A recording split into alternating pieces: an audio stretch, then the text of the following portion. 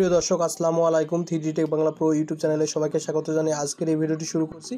আজকের এই ভিডিওটি হচ্ছে আপনাদের ফোনের হোম স্ক্রিন থেকে কখনো যদি ব্যাক বাটন, মিনিমাইজ বাটন এবং হোম বাটন ডিসেবল হয়ে যায় বা আপনাদের হোম স্ক্রিনে যদি এটা না দেখা যায় বা শর্টকাটটি যদি না দেখতে পান, তাহলে কিভাবে আপনারা আবার পুনরায় আপনাদের মিনিমাইজ বাটন, হোম বাটন এবং ব্যাক বাটন পুনরায় আপনাদের হোম স্ক্রিনে নিয়ে আসবেন, সেটা দেখাবো আজকের এই ভিডিওতে।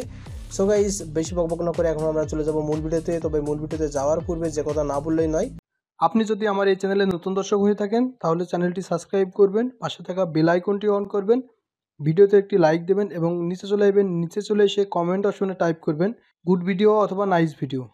সবাইকে ওয়েলকাম ব্যাক। সো গাইস, এর জন্য চলে যেতে হবে আপনার ফোনের সেটিংস অপশন থেকে একটি অপশন অন করে দিলেই আপনাদের হোম স্ক্রিনে কিন্তু ব্যাক বাটন, মিনিমাইজ বা শর্টকাট চলে আসবে।